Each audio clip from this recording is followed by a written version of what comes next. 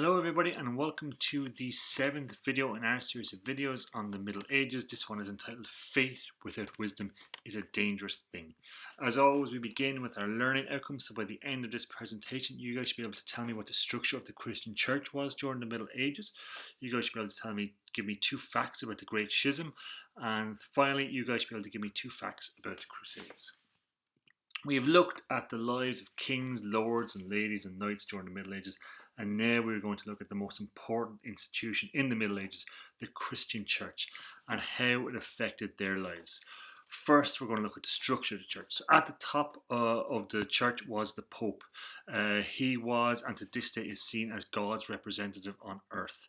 Underneath him, you have the archbishops and the cardinals, who are appointed by the Pope and assist him.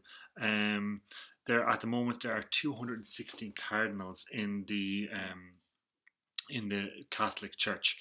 Then the archbishops are below the cardinals, and these are in charge of large areas. So, for example, in Ireland there are 4 archbishoprics, or areas under the guidance of an archbishop. There's Armagh, there's Dublin, there's Tuam, and there's Cashel. Then you have bishops who are in charge of small areas called dioceses. In Ireland, there are 26 dioceses.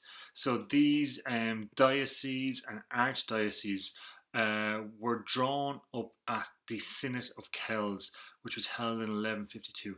Now, this is before most county lines were drawn, and that is why most of Wexford is known as the Diocese of Ferns, as this was the capital of Leinster around this time, and why it's not known as Wexford. Then, underneath the bishops, you had the priests, the monks, and the nuns. So that would give us the full hierarchy or structure of the Catholic Church, or Christian Church. The history of the church is fascinating, and I couldn't possibly explain in one video. It probably couldn't even possibly explain in 100 videos. So what we are going to do is we're going to look at 2 events of interest in the Middle Ages. The first is a great split in the church, and this is known as the Great Schism, which happened in 1054.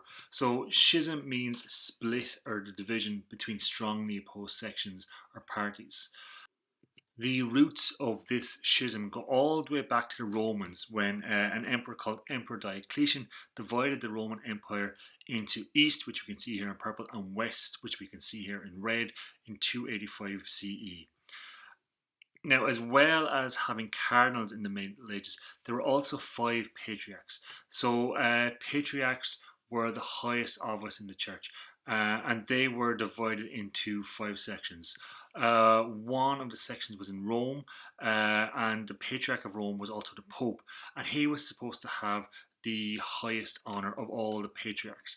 Then we had a patriarch in Constantinople, then we had another one in Antioch, another one in Jerusalem, and a final patriarch in Alexandria, which would be in northern Africa, around the Egyptian area.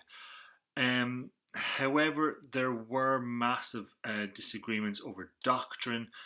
So when I say doctrine, I mean what they believed in, and there was great disagreements in how they celebrated Mass. And this led to the 2 churches splitting in 1054 in dramatic fashion, with the Pope excommunicating the whole Eastern Church, so all other 4 patriarchs.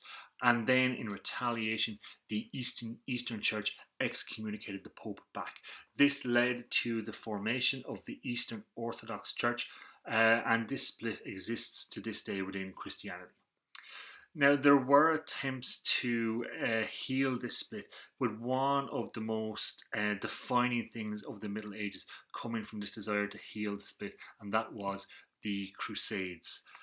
The emperor of the Eastern European Empire, known as the Byzantine Empire, a man named Emperor Alexius, asked the Pope to send troops to help, as they were under attack from a group known as the Seljuk Turks. The Pope saw this as an opportunity to heal the church. So he offered an indulgence, which was a promise by the Pope, to anyone who went on crusade. And his promise was this, his indulgence was this: that anyone who went on crusade, that all their sins up to this point would be completely forgiven and they would be given safe passage into heaven, which was a big thing in the Middle Ages. The First Crusade is a fascinating piece of history, which essentially ended with the mostly Norman knights of Western Europe capturing the holy city of Jerusalem and setting up a kingdom there, along with other cities in the area such as Edessa, Antioch, and Tripoli. They set up a kingdom known as Outremer in the Holy Land. So this area here would have been known in the Middle Ages as the Holy Land, as there would have been many important Christian sites in this area. There was also very important Jewish sites and Muslim sites, which to this day cause an awful lot of controversy. However, the kingdom was never secure, and many other crusades had to be organised to try and hold on to the kingdom of Outremer. It was so dangerous, in fact, that they even set up a special order of armed monks known as the Knights Templar. The Knights Templar were sent to protect pilgrims going on pilgrimage. Remember, a pilgrimage is a holy journey that's undertaken by people to repent from their sins. There were 8 official crusades between the years of 1095, which was the first crusade, and the last crusade of 1270. This does not include a horrific crusade which is known as the Children's Crusade, where thousands of children tried to march to Jerusalem, but most of them died along the way in their attempt to try to retake the Holy Land. Ultimately, the goal of the Crusades to keep Jerusalem and the Holy Land in Christian hands failed because a new power called the Mamluks from Egypt ultimately came and took control of the area after 1270.